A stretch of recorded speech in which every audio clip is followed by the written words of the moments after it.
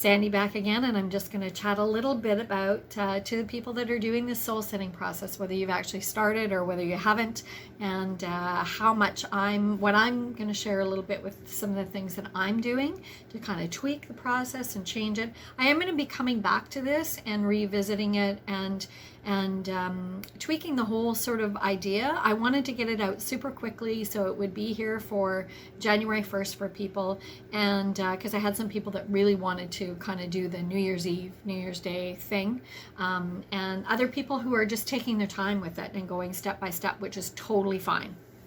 You have to do whatever is going to work. Some people can do it in a day. Some people have to take a long time to process these things. So in step 1, I told you that to get a book.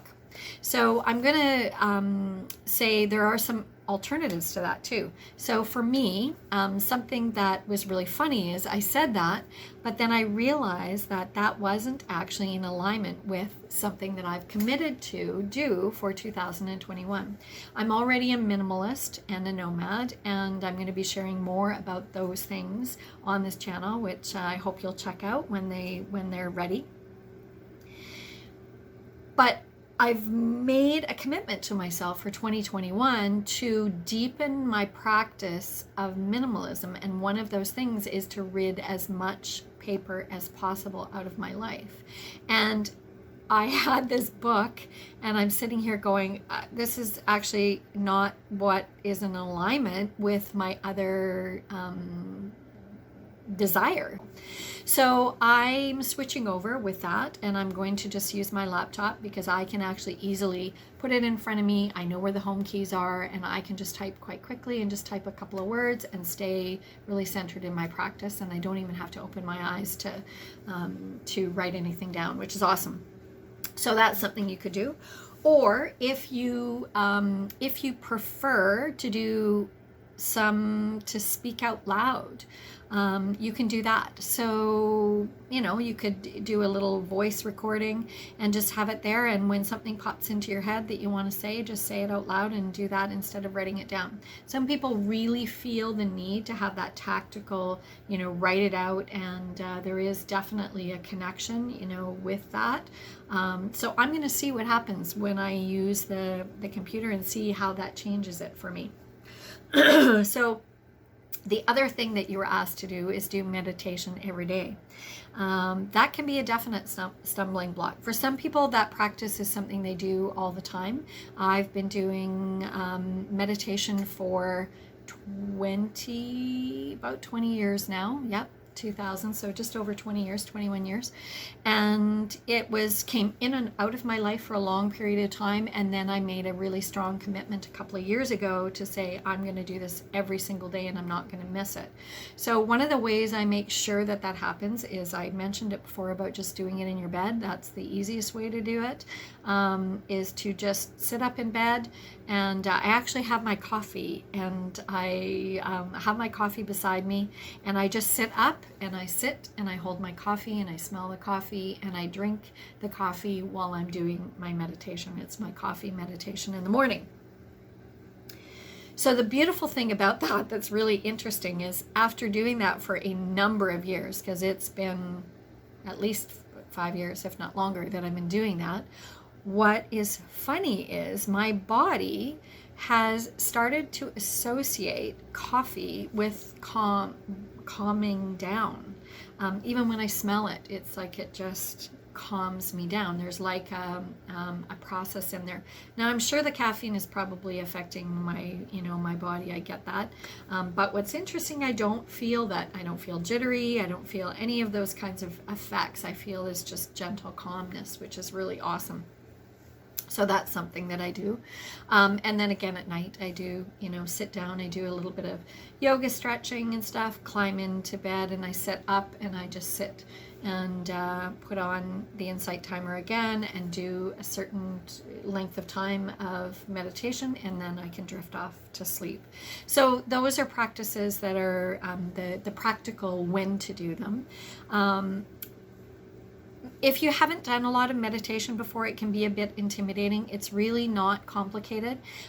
If you don't like if you're not really into it and you don't really get Insight Timer quite yet, you could go to Headspace. Headspace is another free app that you can get on your phone to just get you started and start to understand that it's okay for your brain to have thoughts, because it will.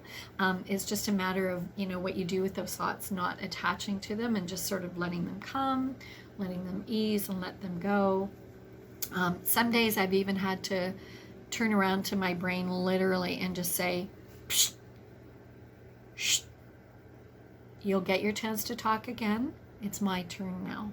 And so I've had to be that firm with the chatter that goes inside my head, because sometimes it does. My brain moves very, very fast, especially when I have creative ideas or I have things that I'm really excited about working on, or even things I'm stressed about or whatever. It can get very loud in there. So don't be afraid of that. Reach out for tips. I can tell you some of the people that you can listen to. There's so much out there. There's YouTube videos that you can listen to. There's so much about meditation, but it's a really important practice to be, doing that. The next part was the step number 2, which was the facing how you're really feeling. So I definitely had to face it. I've been doing a lot of that kind of processing. I recently lost a close friend of mine, and there was been a lot of that kind of going through the grieving. And I have very specific processes for that as well. I have a practice that I do when someone is passing or has passed that helps me a lot. I'll reach out because I know that a couple people are struggling with that right now. So if you're interested at all in hearing that, I can definitely provide that as a way that it's just a really quiet visualization that really helps me feel closer to them and feel, it just really works for me. So I'd be willing to share that as well. It wasn't too bad because I've been doing a lot of that, how do I feel, and incorporating it and letting it go. Then when I stepped into, the next step, when I was going, okay, so how do I want to feel? I got to tell you, it's really super interesting because I couldn't really articulate the exact emotion that I wanted to feel. I was finding a really hard time identifying that particular thing. And part of it was because when I started to think about, how do I want to feel? There was a lot of wanting to feel like I have before.